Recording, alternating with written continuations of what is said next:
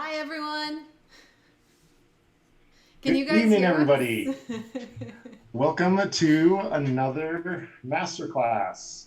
Thank you so much for joining us this Tuesday. I guess it's Tuesday Think it's evening Tuesday. to talk about recovery stuff. So it's an easier week at the endurance school. That means that we're dialing back the intensity in our self-professed workouts and our weekend endurance spin, and focusing on stability and mobility work in our morning routine and swim fit classes, trying to build up our batteries for the next block of training we've got coming up. Tonight, though, we're going to talk about recovery because it's an oft-used but often misunderstood phase of training. And many athletes pay lip service to it, but they don't really embrace true recovery. So tonight, we're going to explain what recovery is, how it works, what to eat, and how to do your recovery better.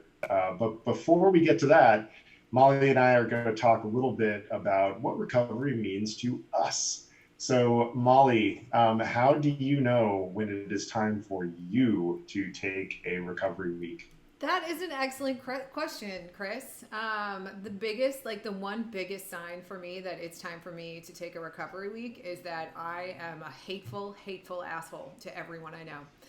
I am totally unable to manage my angry feelings. I think, which I'm not usually an angry person, but like I find myself being like righteously indignant without any reason. It is the number one sign for me that I need to take some rest, and I also find physically that I am tired but not sleeping all that well and hungry, very very hungry.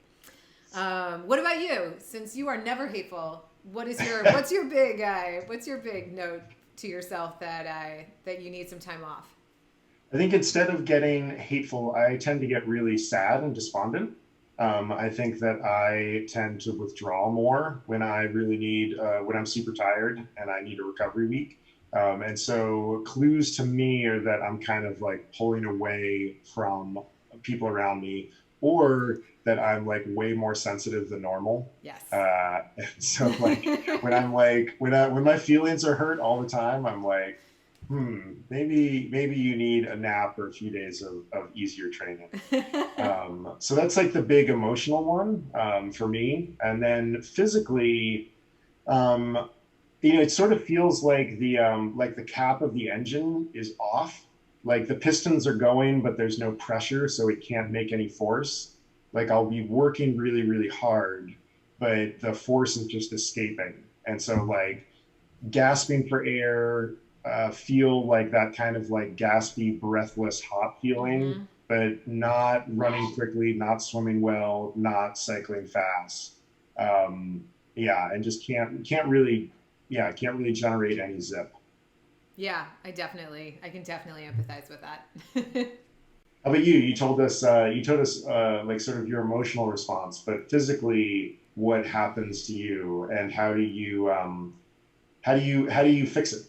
Um, so physically for me again, like the hunger is a real cue. And I also feel just I I can't ever quite get on top of like getting a cold or something. Like I always feel like Yeah. just kind of run down and like yeah, like there's nothing that I can quite do to get on top of like that feeling of being tired because again, a lot of times I have trouble sleeping, which is exactly what my body needs at that point.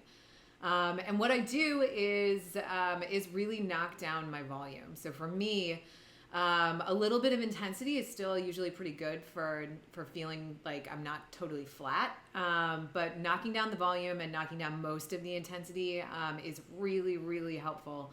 I am a huge fan of like going out for recovery rides and all of that stuff. I think that's great, but during a recovery week especially, I feel like I kind of have to cut that down. What about you? What's your favorite recovery activity? Um, like I know that active recovery is more important than passive recovery. Absolutely. But so sometimes like a total rest does work for me. It's not something I try to do too often because again, I know that active recovery is more important, which we'll get to in a little bit. But Mm-hmm. a total nothing day can be helpful every now and then. Yeah. But for me, yeah, the unstructured recovery ride or the super duper easy 2K swim where I get to use like any kind of like swim toy I want. A There have motor. been moments the pull buoy, paddles, fins, snorkel days. And some of you might think it's like hard to swim with all that gear on. It's not. It's wonderful. It's great. Yeah, Swimming sad. exactly. Yeah. Um, so the big thing we're going to talk about tonight, everybody, is the fact that you don't get faster when you're training. This is something that Molly and I return to again and again with the athletes that we work with, Hmm. and that we try to communicate to the coaches that work at CDCG as well. You get faster when you're resting. And I Yes. know that that can seem counterintuitive, but like the first real cycling coach I ever had was this amazing guy from Vermont whose name was Captain Dondo. That's like a long, good side story there for later. And he was like, no, no, no. Like what you do on your bike is stimulus. What you do on the couch is training. And that's so true It's that great. when you're training, you're providing stimulus to your body, and then your body has to adapt to that stimulus. It can't adapt if it's still stressed out all the time from training. And so we have to provide it these periods of recovery throughout the year. Maybe it's a week, maybe it's 3 days, maybe it's 10 days, but these are the times where your body is actually adapting. When you adapt, that means that your body's changed. So that's when you're going to be faster and more efficient. Hmm. So that's the big goal of tonight is telling you guys all of the different ways that you can recover. And Molly's going to kick things off and she's going to talk to us about what a recovery week is and what it looks like and all of the small reasons of why we do it. Yeah, absolutely. So I think that as you train more, you start to really know what type of recovery works best for you and when you really need recovery. And I think that, but one thing that we have found that holds true for most people is that active recovery does trump passive recovery. That is something that like getting out and moving and making sure that your body is delivering oxygen and nutrients and all that kind of stuff to the parts of your body that are doing that hard recovery work can be really helpful. And a lot of times if you are used to being an active person and if you're used to being in motion, that feeling of inactivity can be really uncomfortable. Like it can make you feel kind of like stiff and like heavy kind of where you want to go out and just have some movement. But what we see most of the time is that athletes really overestimate the amount of intensity that's needed for a recovery ride, or they underestimate how little intensity is needed, I guess. So I think Chris actually said this once, where like the idea behind a recovery ride is that it's more like a massage than it is like a training event. This is something that is just meant to get your blood pumping, to get your legs turning over, but you really should not be like putting out big watts. You should not. You should feel like people are going to be surprised when they see this on Strava. Like I did not know that you could go that slow. You can, and I am here to tell you that like. Put your recovery stuff up on Strava. Your data doesn't own you. Let yourself go as slow as you possibly can and like log those miles because they are good and important, and that's where you're getting stronger. Another thing that's super important during this time is sleep and rest. I'm a collector of great sayings by great coaches, and if you were here when we talked to Earl last week, you heard a little bit about the wonderful Scott Willett, and he said another great thing he said once is, "Don't stand when you can sit. Don't sit when you can lie down." And that's very important during these recovery times. Get off your feet. Try to get as much rest as you possibly can when you're not getting that like active motion. Sleep is when your body produces HGH. Sleeping is essentially legal doping. So get after it, man. Get those human growth hormones. But really, like, understand that a lot of people do struggle with sleep, and especially when they don't have that like overwhelming fatigue that training can sometimes bring with it. Sometimes it takes a minute to get that sleep going. So make sure that you're paying attention to your sleep hygiene during recovery weeks, especially try to stay off your screens and off of too much like late in the daytime caffeine. Recognize that sleep is important and try to really like prioritize it during that time.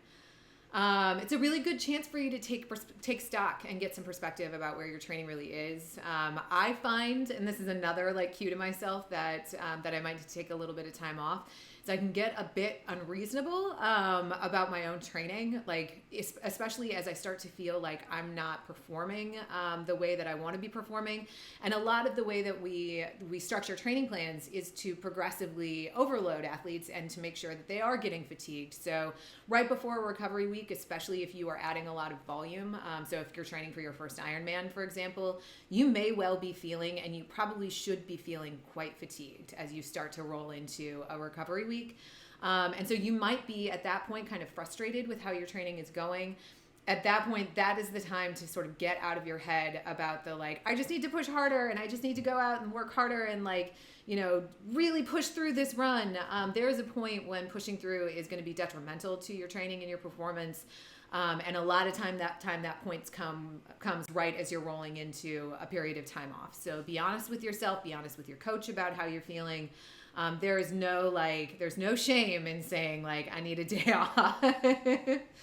By the end of the recovery period though, on the flip side of that, you should be feeling a whole lot better. You should be pretty much rid of any muscle soreness. So no like DOMs, none of the shoulder DOMs from your stretch cords. That I definitely experienced rolling into my last recovery week. And the general like feeling of fatigue should also be gone. You should be feeling a little bit more sparkly, you know, like you have a little bit more like jump in your step and bounce. Or if you're like Chris and I, apparently a little bit better able to manage your emotional response to things. And you should be feeling more like generally in control and excited about your training. That's another thing that I also noticed that we were talking about when we were setting up this call, is that my desire to go out and train totally disappears as I start to get really tired. I lay in bed and I put my workout off, and like I try to think about like, well, if I did it later in the day, it'd be a little bit sunnier, and then it gets later in the day and I'm like, well, now I'm tired, I can't go. And that's definitely something that happens.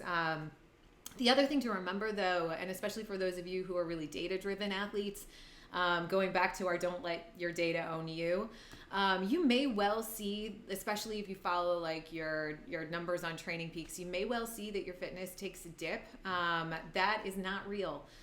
You are getting stronger as you take that time off. Those numbers, if you continue to push yourself in the way that would make those numbers happy, you will eventually fall apart. So this is not getting off of the escalator. This is allowing for an adjustment that'll allow you to keep moving forward. So try to keep your head away from Training Peaks and away from those CTL numbers. Chris, what kind of recovery weeks do we give people? There's got to be a smorgasbord, right? Yeah, there is. And I'm actually gonna, when you and I were talking beforehand, I was like, all right, there's sort of like a long digression here as usual with me. I'm going to front load my digression as a way to set up the proper ways to talk about this. I'm going to talk about three different kinds of weeks. A high volume week and a low volume week. I'm putting those in quotes because, as a lot of you guys know, we really try to stay away from these absolute descriptors: high, low, fast, slow. They're just relative terms. And in this case particular, this high and low volume number is truly relative. I'm using a really crude metric here that high volume is more than 10 hours a week and low volume is less than 10 hours a week, except if you are somebody who is in your first year of training for endurance sport, everything is high volume. Mm-hmm. For you may be training 4 hours a week, but if you're coming from a background of no endurance training, that is a huge difference. That's the difference between 0 and 1, which is infinite. It's a really, really big difference. And so if you're within your first year of training, I would say listen to what I say about the high volume athletes and let that be your guide. If you've been training for a few years and you fall under that 10 hours per week, then listen to me about the low volume recovery week. Hopefully that sort of sets the parameters of what we're talking about effectively. So if you're in that below 10 hours of training per week, what I would kind of suggest is that you drop the intensity from your weeks, but the volume stays the same. So if you've been training like 9 hours per week pretty steadily, and then whenever you do need that recovery week, keep it around 9 hours per week, but just strip the intensity away from it. The reason for this is that in order to hit that concept of progressive overload that Molly was talking about, is that if you drop both your intensity and your volume at that point, you might actually be dropping it too much. Another caveat, break any of these rules before you hurt yourself or you get like really depressed and sad and burnt out. If keeping the volume the same and dropping the intensity doesn't achieve what Molly just talked about by the end of your recovery week, you're not feeling sprightly, your muscle soreness isn't gone, then break this rule. Drop the volume as well. Molly and I wish that we were like perfect coaches and the stuff that we wrote was perfect and it set you on like a perfect plan to your perfect race. It doesn't, and we're not. We are making our best guesses based off of the information that you provide us. And so we have some rules of thumb that we use to guide our approaches. They're certainly not perfect, and you have to be part of the equation. So if that first approach doesn't work, then go ahead and also drop the intensity, also drop the volume along with dropping the intensity. Okay, so if you're above 10 hours per week, then I would say that intensity and volume both come down. As Molly was saying earlier, you probably keep a little bit of intensity in there, but really, really short intervals, probably less than a minute in order to keep that neuromuscular connection going. But volume comes way down, intensity drops. Usually we see a drop in total volume of like 50 to 55% of like a normal training week. So those are the first two big kinds of adjustments that we make. The third kind of recovery week is for an athlete that when we're starting to see signs of burnout. So if they're just like not into it anymore and they're like, like the typical sign here is an athlete who's got really high goals, but is like, I just don't want to do these high intensity workouts. Like, I'm just not into it. I just want to go ride my bike. And at that point you're like, oh, okay, yeah, let's just ride your bike. So if they're showing signs of burnout with their beloved sport, if they've got high stress in other areas of a high performance life, which, triathletes, that's like most of you. Most of you come from high performing other existences. And if you've got a lot of stress in other places, that could be time to just take a step back in the structure of your training and just kind of do what you feel for a week. Maybe volume comes down, maybe intensity comes down, but we basically take the leash off and allow you to kind of do what you like. If you're beginning to lose touch with your enjoyment of endurance sports, you're like, oh, God, I hate my bike. That's a sign that maybe you should take some of the structure away and refine some of that enjoyment by just riding your bike a little bit, going for a run, swimming as you feel, that kind of thing is, that's the third kind of recovery week. So that one's a little bit more unstructured and a little bit more the athlete determines it a bit. So coaches, you have to play that one carefully because sometimes athletes left to their own devices will buy a new bike. Yeah, will just do too much. And then then you have a problem with an athlete who is like tired and burnt out and injured. And injured. So that is that's not very good. So those are the three kinds of recovery weeks that we tend to prescribe. I guess there's a fourth kind, which is an off season, but that is sort of a specialty kind Mm-hmm. of recovery week or period that we'll talk about later in the year. But now we're going to get like super nitty gritty, and we are going to throw some actual science at you, which I know is a rare occurrence here in the CVCG halls or the endurance school halls. It's mostly Um, tomfoolery here, but there's something to that. there is something to that. So I will. I'm going to tee this up with a couple of disclaimers. So first off, I'm not a doctor, obviously, or not obviously, but like, yeah, I'm not a doctor. My background's in public health. I have a master's in public health, and I worked for several years in obesity prevention in the public school system, doing physical activity and nutrition. So a lot of what I talk about with food is from a public health perspective, but it is something that that has really informed the way that I work with athletes as well. But that being said, in many cases, you should be looking for a physician or a nutritionist's advice for some of these things. So we are going to talk a bit about food and about anti-inflammatories, and I think that these are things that athletes are so often really helped by and are often sort of misunderstood as well. So a couple of things that we wanted to touch on. I feel like we could also do a whole separate show on this. So I'm going to only kind of like hit the very surface of them. One thing that I think that you can really do to set your body up to get the most out of recovery and the most out of training, the biggest training effect is to make sure that your body is optimized to recover as much as it can, both during regular training when you have that chronic inflammation caused by regular training, and then when you take a step back from training and really try to get serious about recovery. Your nutrition needs to be pretty consistent through that, and what you're eating needs to be pretty consistent, because it's not something that you can just kind of use as a dose response where like, today I'm going to drink some pomegranate juice and then I will be fine.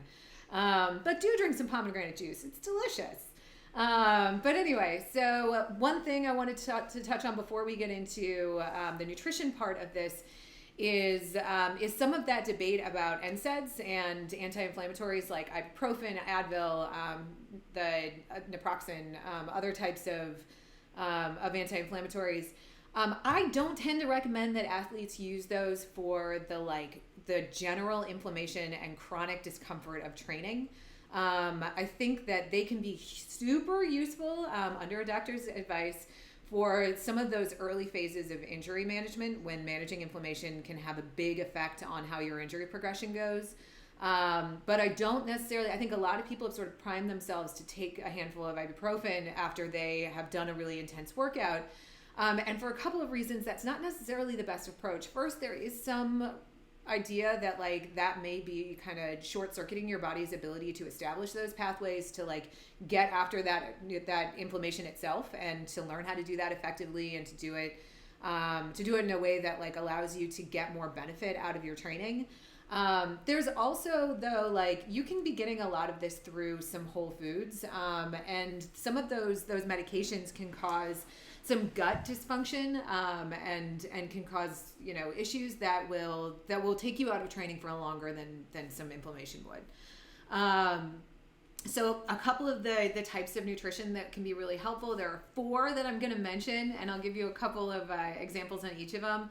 The first one is polyphenols, and you find those mostly in plant-based compounds. So like these are the things that you hear about as like the superfoods. Like when people talk about the red wine having like antioxidants and all that stuff, this is what they're talking about.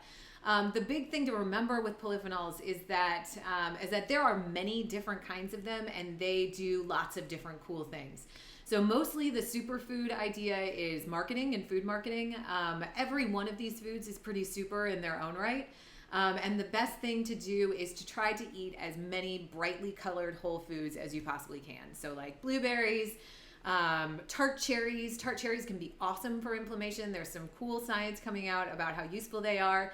I recommend that you take them close to bedtime though, because they do have some naturally occurring melatonin in them. So they can be helpful for sleep. And there's also some good science around some of the stuff in chocolate, dark chocolate especially. But also to be used in limited amounts and limited quantities. But try to, yeah, exactly. I was like, I can get after that diet. Try not to get stuck on your favorite anti-inflammatory food though. Acai might be delicious, but try to round it out with a couple of other types of like bright red berries or brightly colored foods, dark green kale, the things that are the most colorful, naturally occurring colors, not the blue ones that come in the icy machine. The things that are the most colorful tend to have the biggest variety of these in them. So get after those and get a whole bunch of them.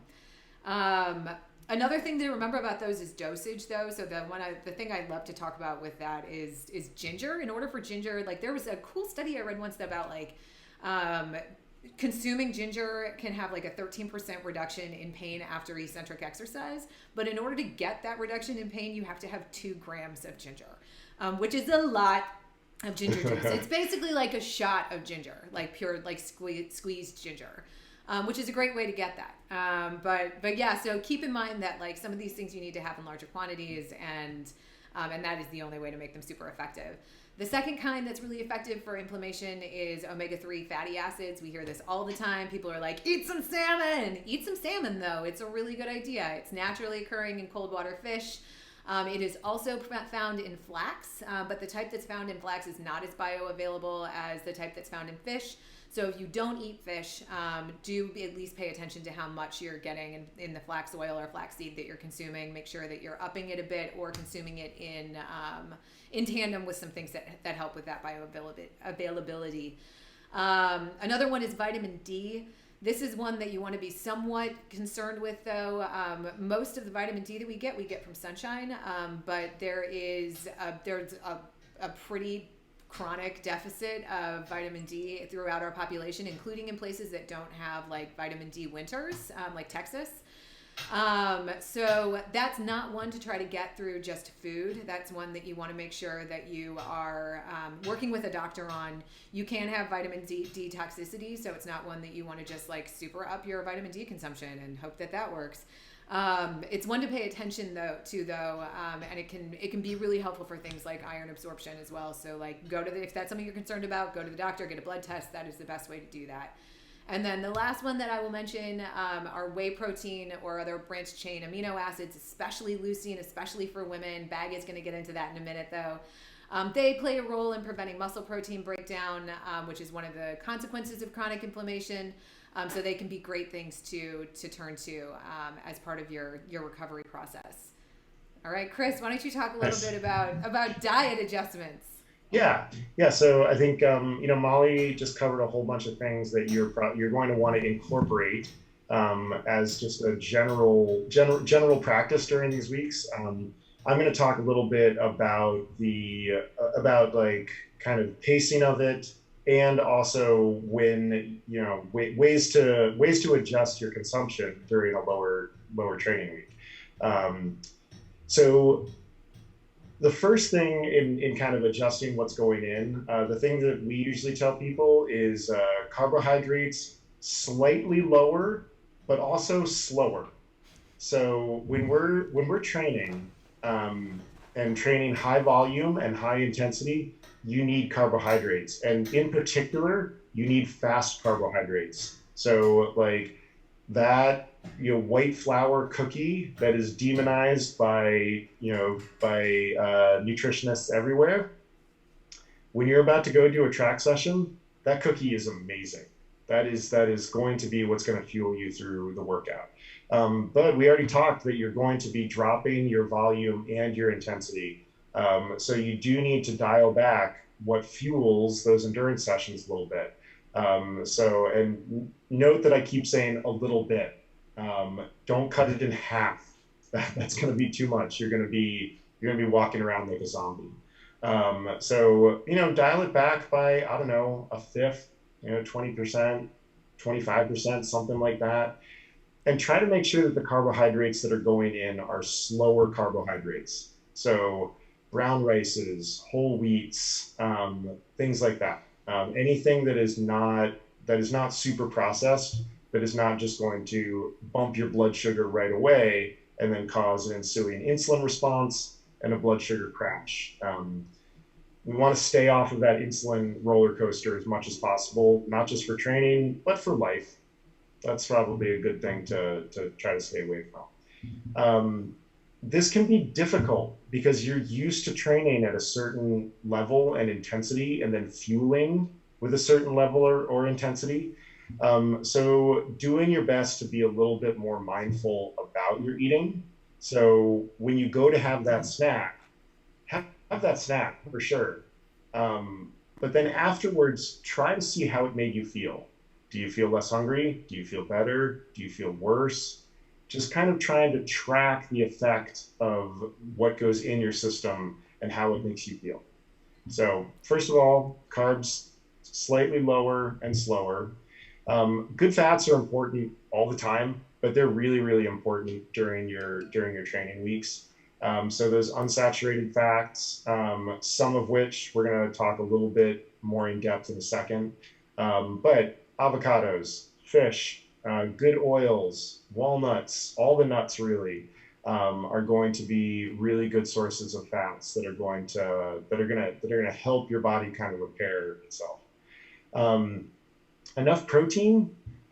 This is really important for everybody. Molly talked about leucine, especially for women, which is really, really important right up against a workout. The great news about leucine is that you don't need tons of it, and it's a really kind of low amount that you actually need, and you're probably going to get it in all of the food that you're already eating. But the hard part is getting it in really close to a workout. So the foods that are going to contain leucine, and you're going to hear this list and be like, oh, sweet, this is a lot of stuff that I already eat. Eggs, chicken, whey protein, like Molly pointed out. Soy protein has some leucine in it. Almonds, uh, beef, salmon, double up on those omega-3s. So like super, super good, useful food there. Peanuts, chickpeas, lentils, brown rice, milk, and corn. It's a pretty, like, most pantries out there are going to have several of these food items in there. So the availability of leucine isn't a problem.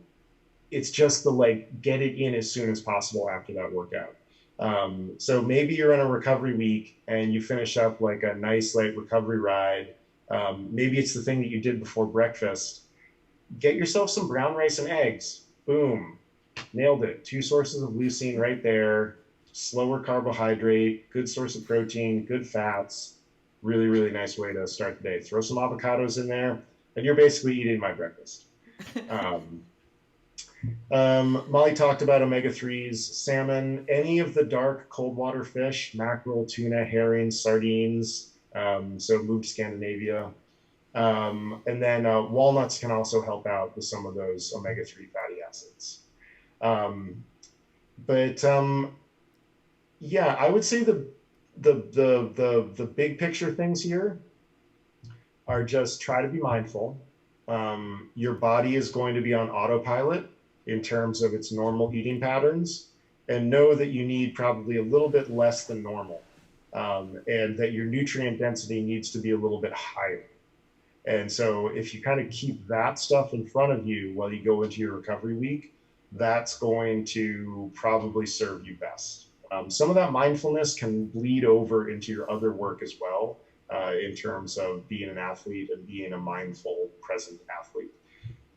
Speaking of mindfulness and presence, Molly is going to take us into something I think we've all felt before, which is the recovery crazies. So I do think that we've all felt this before, but I would like to say that I'm kind of a recovery savant. I'm really good now at like just rolling on the recovery. It's one of my favorite things. I feel like it's sort of the reward that you get to for all the hard work that you do. But yeah, I know that it's something that does impact people, and I'm gonna extrapolate the recovery crazies into the taper crazies as well.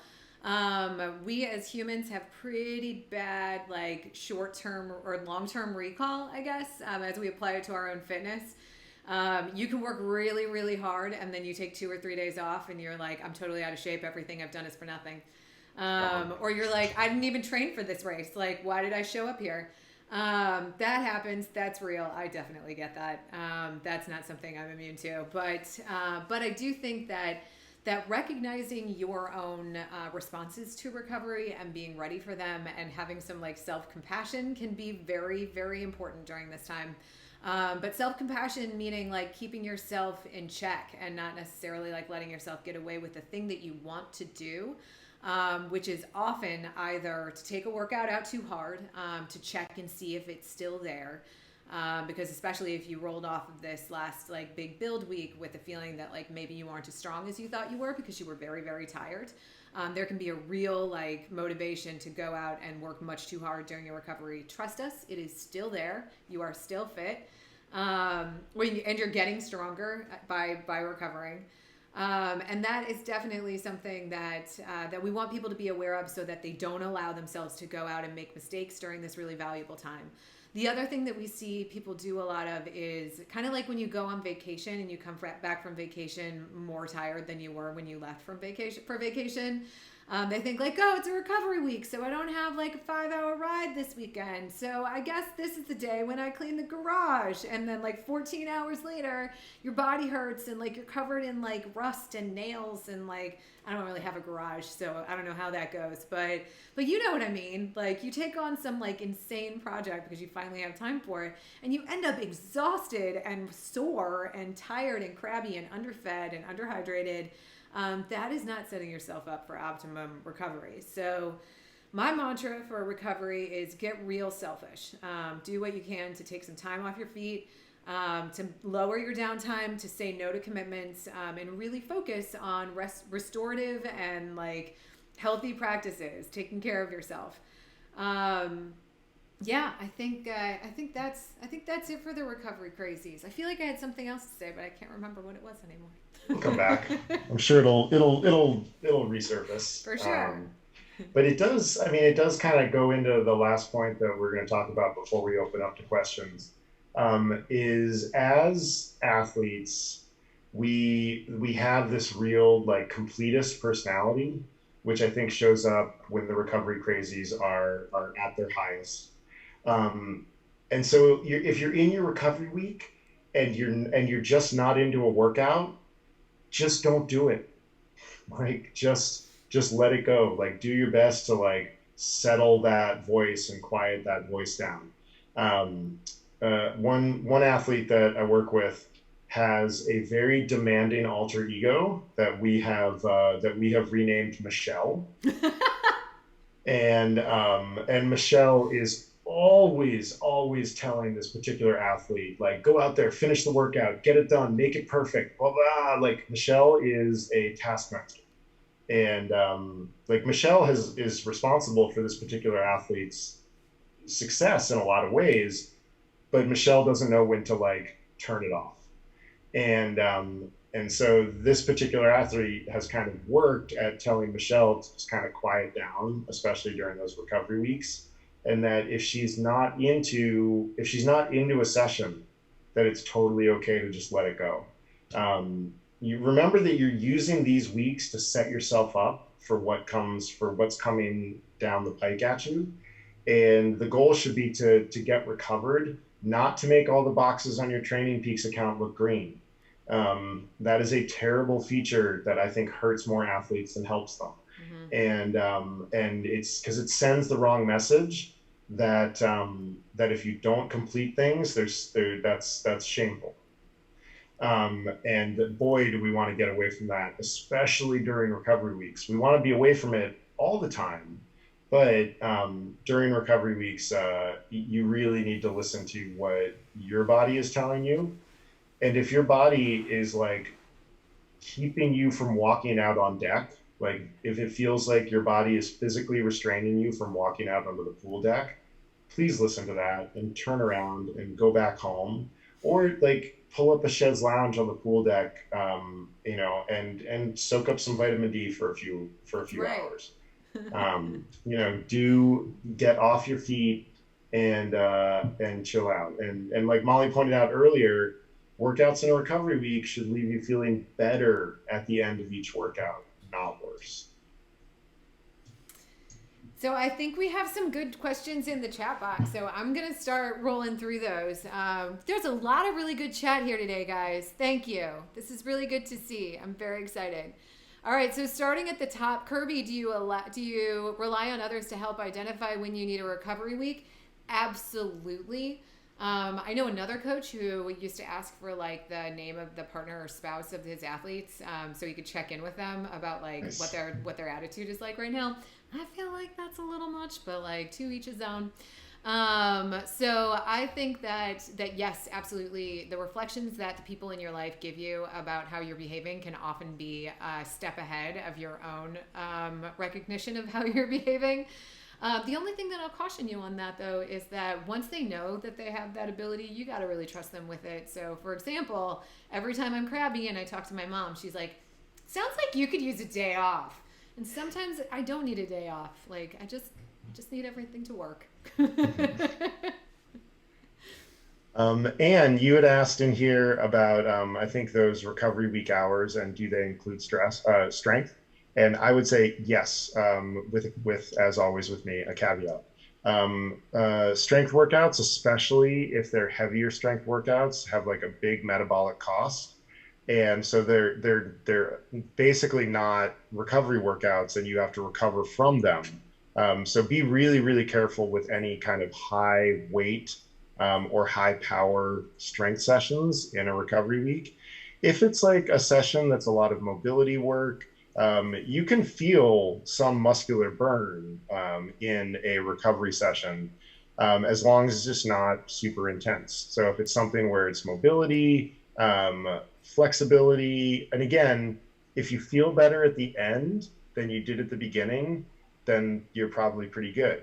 If you're doing like high weight, high power sessions, even though you might get like a real like adrenaline hit from it, your muscles probably don't actually feel better at the end of them. So that is, I think that's probably your way of dealing with that particular question.